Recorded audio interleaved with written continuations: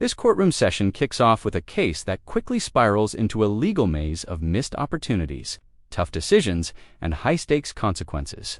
We've got a defendant facing a serious OWI third offense felony, a defense attorney trying to maneuver through technicalities, and a judge who's clearly not here to play games. But here's the twist: an offer for treatment was on the table, and it got rejected. Was that a smart legal move or a massive mistake? Stick around, because what unfolds next is a mix of legal strategy, courtroom frustration, and some brutally honest reality checks that you do not want to miss. I'd like to say thank you to the court for getting us in early. We appreciate it. No problem. Your name, ma'am? Adriana Vegas. Which one was it, John? Yep. All right. This is a drunk driving OWI. Does she stand mute and wait formal Yes, reading? Your Honor. All right. I'm entering a not guilty plea for, is this a first offense? Yes, Your Honor. Allegedly, what was the reference? I believe it was the IBAC. I'm going to take 2-1. Don't quote me on that, but I knew that was She is 20, just turned 24, right? correct. All right. I'm gonna enter a not guilty plea. I'm signing your order for discovery. We'll set a pretrial date. I'm gonna give you a personal bond of $1,000. You cannot leave the state without the consent of the court or violate a law. You must appear in court as directed. I'm gonna order the man that you not purchase, possess, or consume alcohol or illegal drugs, okay?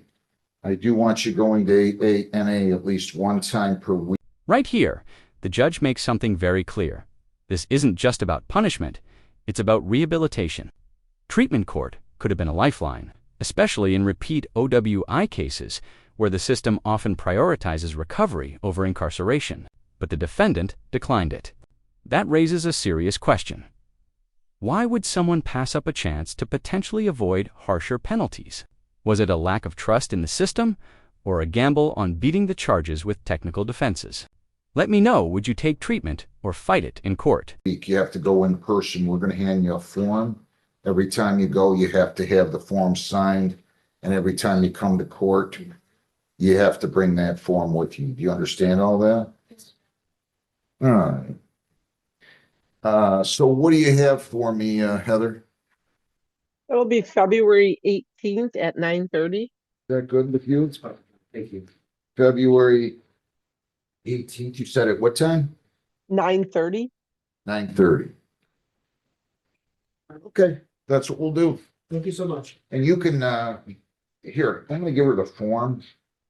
You can just bear with me once. I'm gonna give her a copy of the bond sheet. And, whoa. Mutilated copy of the bond sheet. Yes. There you go, ma'am. You can approach and we'll hand you that. And, It was a discovery order as well. I signed that. Thank you. I did sign that, and you can go down the hall and they'll give you a copy of it, okay? Thank you so much. One other thing, you just double check something. Yeah, we're all set. Thank you so much. Have a good day. Have a good day. Thanks. All right, Audrey and Cousineau, 25F245225. All right, good morning, Mr. Osmond. Good morning, Your Honor. Jeff Osmond, on behalf of Audrey Kuzma. Your name, ma'am? Audrey Guzno. This is a critical legal moment. The judge is carefully explaining what it means to waive a preliminary exam. And make no mistake, this is huge by waiving it. The defendant is essentially giving up the right to challenge whether there's enough evidence to proceed. That means the case moves forward automatically to a higher court. No early fight. No testing the prosecution's case. It's a strategic move, but also a risky one. Do you think this is confidence or desperation? All right, so your client pled guilty to operating while visibly impaired. She was referred for a screening and assessment. Any material additions, corrections, or deletions? No, Your Honor, and I would indicate to the court that she does have her AA sheet here. She's been attending. Okay, and you've seen that? Yes, She's sir. been going at least once per week? Yes, sir. Okay. What else would you like to say? Judge, I've spoken to her at great length about this incident. She takes it very seriously. She is going to do everything she can. She has no, this is totally out of character for her. No prior history with law enforcement or anything of that nature. Comes from a good family. And I'm sure we won't see her again back here. All right, ma'am, is there anything you would like to say? I would just like to say I'm very sorry and I fully learned my lesson from this. Okay.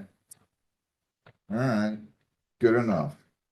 I don't usually only go 8 months, but she scored in category 1 on everything, so I'll go along with that. 8 months probation. You cannot leave the state without the consent of the court or violate any law or ordinance. If you change your address, your place of employment, or home telephone number, you must notify probation. You do have to report as directed, no alcohol, no illegal drugs, no marijuana. You can't go to any place that sells or dispenses alcohol. Now things get tense. The judge is questioning the logic behind the plea, strategy, and honestly, it's a fair point. Why complicate the process by splitting proceedings between courts when it could be handled more cleanly in one place? This is where courtroom experience really shows. The judge isn't just following procedure. He's challenging inefficiency, and you can feel the frustration building.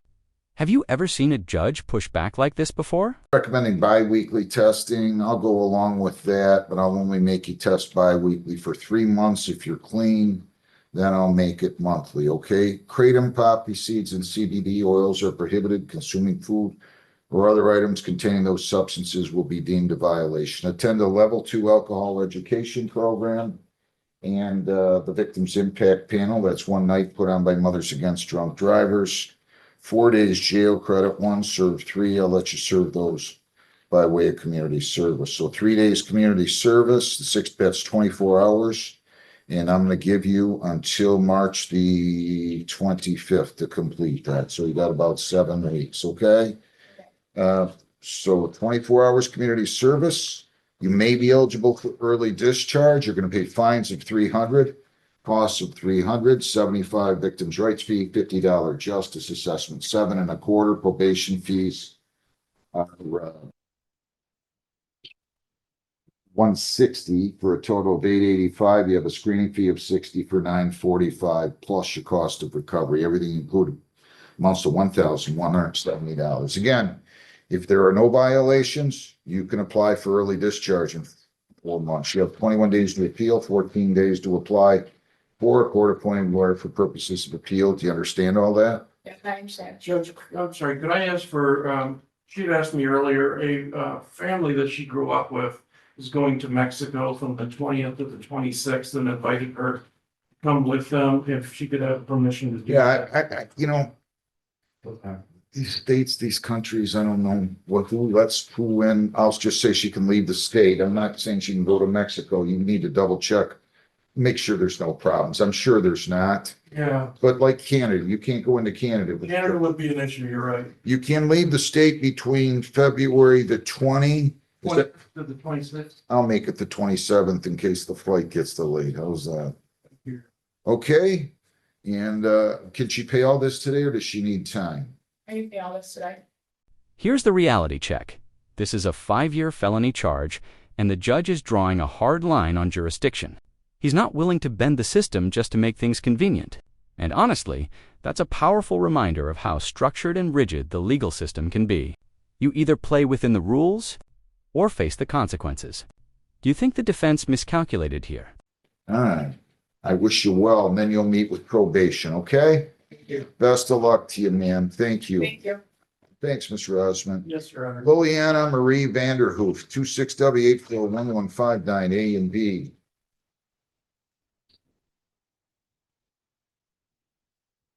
Your name?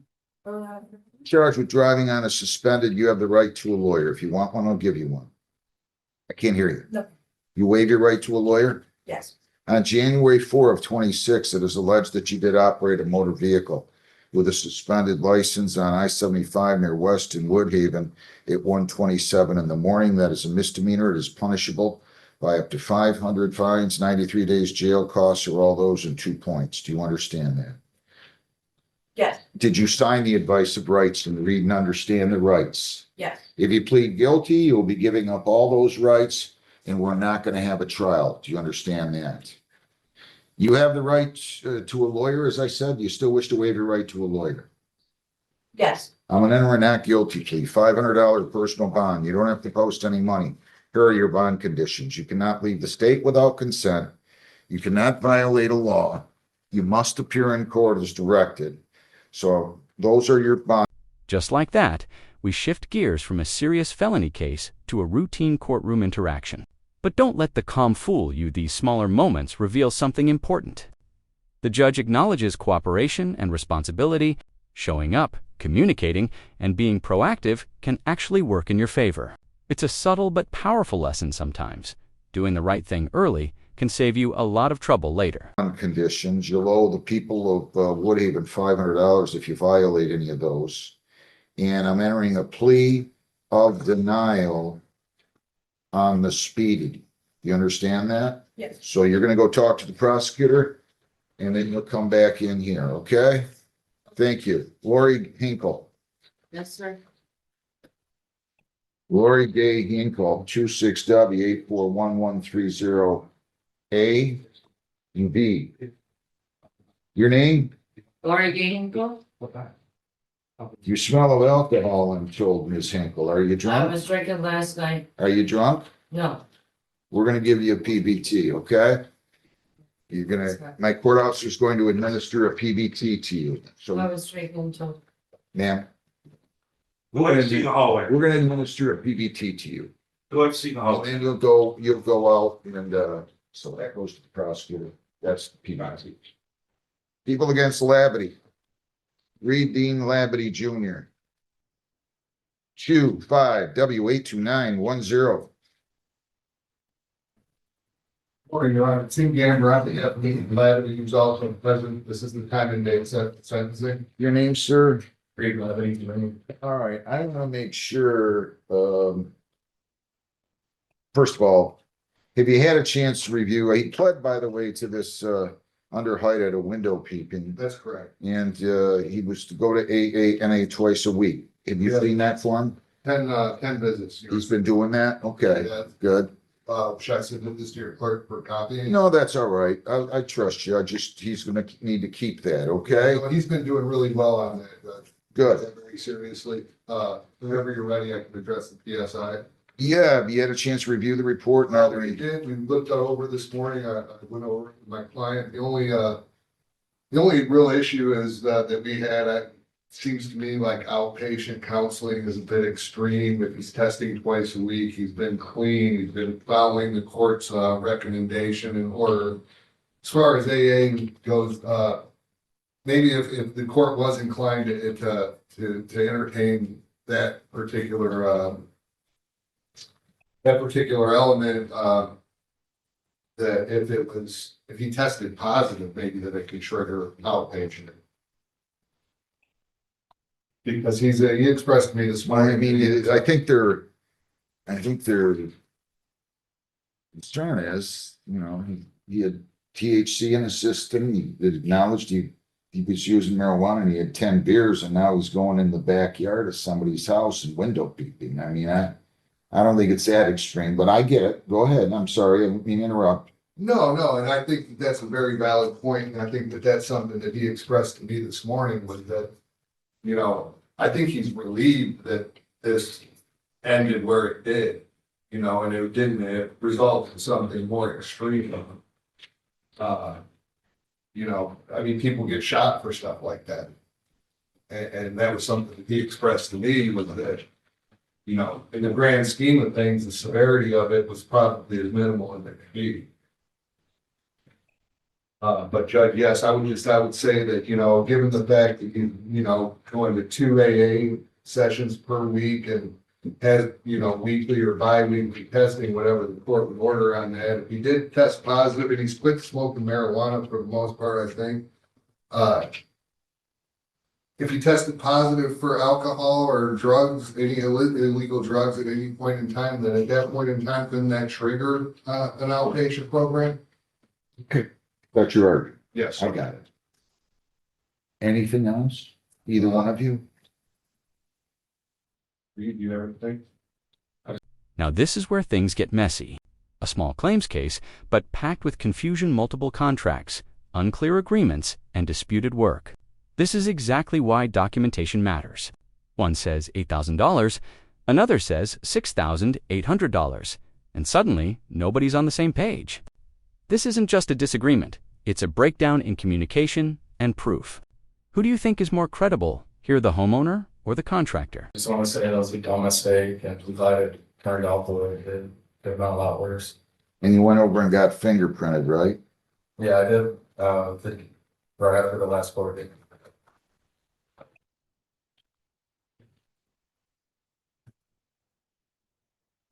By the way, I just need to ask, is there a Tyler or Brooklyn Wilson here? I dropped this off.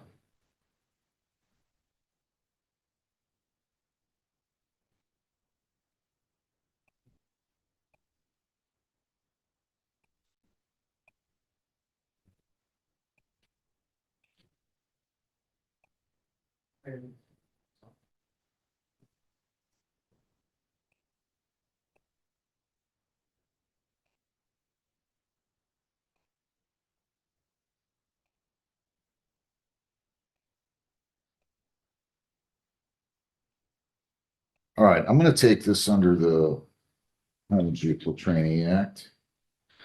As agreed upon, that's what you guys agreed upon, I'll do that. 15 months probation, you cannot leave the state without the consent of the court, you cannot violate any law or ordinance. You change your address, your place of employment, or home telephone number, you must notify probation, you have to report as directed, no alcohol, no marijuana, no illegal controlled substances, you're not to purchase, possess, or consume any one of those, you're just kratom, poppy seeds, and CBD oils are prohibited. Consuming food or other items containing those substances will be deemed a violation. You're to submit to chemical testing PBTs bi-weekly for 4 months. If you're clean, I'll then make it monthly. No contact with Brooklyn Wilson or her family members. No contact with her or her family members. You're not to enter the property or go near the property address of 19116 Hyde Park Court in the city of Woodhaven. I'm going to order 4 days jail. I'm going to let you serve those as follows. 3 days on the court work program. There's a $35 a day charge for that for a total of $105. And 1 day or 8 hours of community service, which you have to complete in this case by March the 20th. I am going to order that you continue attending AANA twice a week in person until you're in outpatient treatment. I'm going to order outpatient treatment as well. We're to attend that and complete that. Fines. So you understand the sentence so far? Yes. Fines are 100, costs are 200, 75 victims' right fee, $50 justice assessment, 4.25, screening fee 60 for 485. Probation fees are 300 for 785 plus your court work program fees. Your total's 890. If you violate, your probation could be revoked. You could be incarcerated for 90 days. You have 21 days to appeal and 14 days to apply for a court-appointed lawyer for purposes of appeal if you cannot afford them. You understand that? Yes. All right, that's what I'm gonna do. Does he have all of this to pay? I'm sure he probably would need some time to make payments, Bill. How much do you have today? The judge is hitting on a key legal principle burden of proof. It's not enough to say the work wasn't completed. You have to prove how much remains and what it would cost to fix it. Without an estimate, the claim starts falling apart. This is where many small claims cases fail, not because someone is wrong, but because they can't prove it. Would you have brought in a contractor estimate before coming to court? No. I didn't want to pay it all time sheet. I didn't ask you that. How much do you have to pay? I can pay 100. I can pay 100. $100 now, 75 a week, you can do that, right? Yeah. 75 per week, I'll give you a little bit of leeway, or give you a little bit of a head start, so to speak. So I won't have you pay this until February the 27th, and you'll meet with probation. And if you ever don't have the money, you call the court on Zoom, I'll give you an extension, okay? honor before the duty. Good luck. Thanks, counsel. Lori Gay Finkel, 26W841130A. And B, Yes, sir. you're drunk. Well, sir. I got stuff. You said no, sir. What's your name? Tell me your name. My name's Lori Gainville. You got a .166 on the PBT. I was drinking until 4:01 and I didn't. Now that I couldn't do that was. You're still drunk. No, it was. Man, we've got a .166. Who drove here? My friend. Who's- Yes, Is this the guy here? Did he drive? Sir Ronald Raymond Hamilton, the left president, Slow down. president What? of the United States. Hang on a second. Who? The 11th cousin to the United States president, What's his name? Sir Ronald Raymond Hamilton. The cousin to the president. Yeah. The president of the United States? Yes, The president right now? yes, sir. He's shaking his head no. Why is he shaking his head no? If he's not the president, why? No, he's not president, he's the 11th cousin. 11th cousin. He's shaking his head no. Then he's not the 11th cousin. And honestly, I don't care if he's the brother of the president. It's not gonna help you, so I don't need to hear this. What I do want you to know, if you show up for court again drunk, we're gonna have a big problem. I'm gonna reschedule your case. Sir, you cannot let her drive. Do you understand?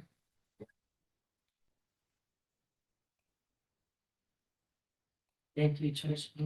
Well, you gotta, Pledge allegiance. I'm sorry, Pledge allegiance. pledge allegiance? Is that what you said? Yes. I'm unjustified. Just relax. Heather, give me another date, will you please? I should probably have you locked up until you go down. Give me another date. We can do February 18th at 9:45. Come on up here, sir.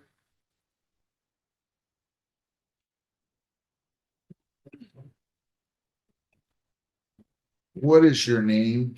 My name is Ron and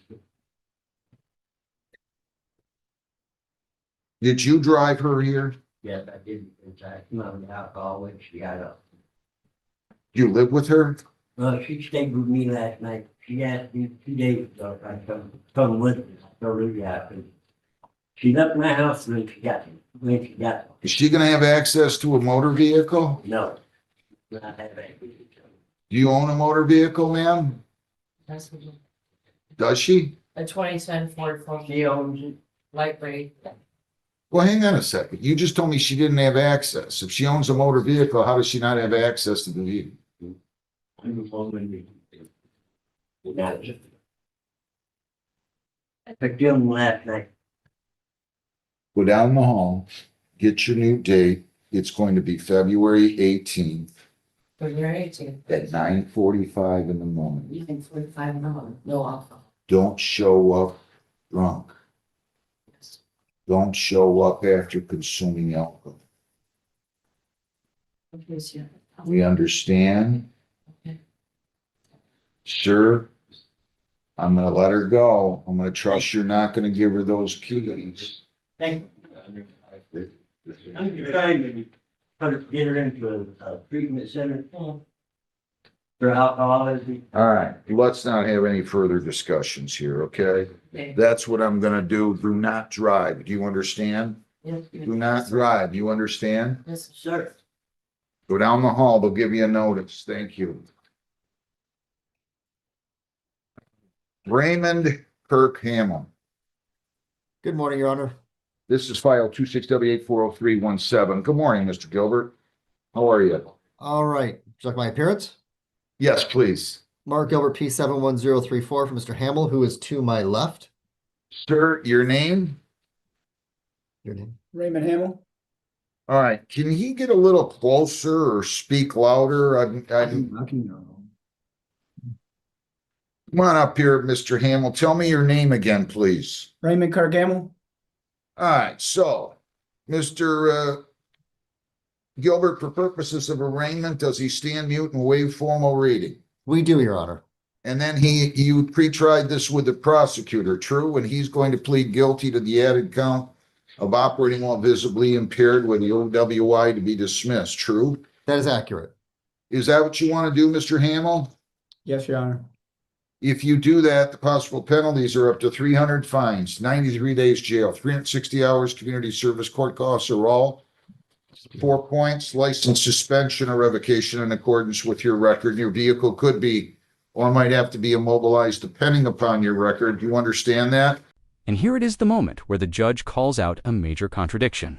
The defendant claims she wasn't driving, yet walked into court asking for a payment plan. That doesn't add up. In legal settings, consistency is everything. One wrong move, one mixed message, and your credibility takes a hit. The judge isn't just confused, he's challenging her logic directly. Be honest, does her story sound believable to you? Yes, sir. You are presumed innocent. They have to prove you guilty beyond a reasonable doubt. You have the right to remain silent. You have the right to a trial by court or jury. You have the right at a trial to testify or remain silent, with the understanding that if you choose to remain silent, that silence would not be held against you. You have the right to cross-examine the prosecution's witnesses. You have the right to bring in your own witnesses. You have the right to use the subpoena powers of the court to bring in those witnesses. And if you plead guilty, you'll be giving up all those rights, and we will not have a trial of any kind. Do you understand that? Yes. All right. You understand when you plead guilty here today that you're giving up the rights, you're waiving the presumption of innocence, and you're waiving the requirement that they prove you guilty beyond a reasonable doubt. You understand that? Yes. All right.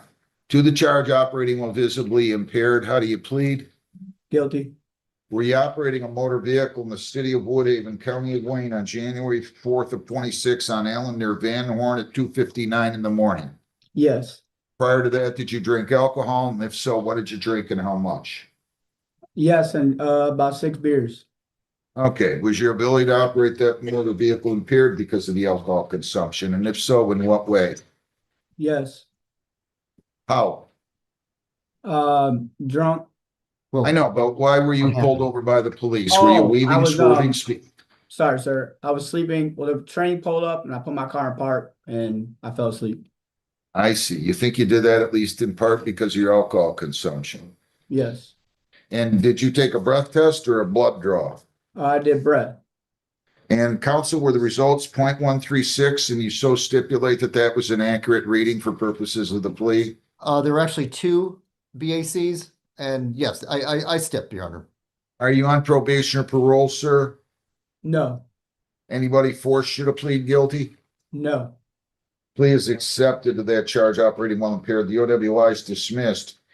He is 32, right? All right. I'm 32. I'm going to give you a personal bond of $1,000. I'm going to order a screening and assessment. John, Yeah. go over to probation, see if they can screen and assess him today. Will you? You cannot leave the state without the consent of the court. You cannot violate any law or ordinance. You must appear in court as directed. No alcohol, no marijuana, no illegal drugs. I do want you going to AA 1 time per week. Your Honor, what's the first name? Hamill. We want to check and see if they're going to be able to screen them. They're really busy over there right now. Or do they want me to set a date? Okay, I want you to call over to probation. 734-671-0201. That's 671-0201. Extension 245, and see when they want him to come in. They're really busy. They're not gonna be able to do it right now. So, and I'll give you a new sentence date or a sentence date, and we'll go from there. Thank What do you, you Your Honor. have for me, Heather? To February 18th at 8:30. At 8:30. This courtroom session gave us a powerful look at how legal decisions, big and small, can shape outcomes in real time. From a defendant rejecting treatment court and facing felony consequences, to a civil dispute falling apart over lack of evidence, and finally, a traffic case unraveling inconsistent statements. Every moment highlights one truth: the legal system rewards clarity, preparation, and honesty. Judges aren't just listening, they're analyzing every word, every action. If you found this case as shocking as we did, make sure to hit that like button. Share your thoughts in the comments. And don't forget to subscribe for more jaw-dropping courtroom breakdowns.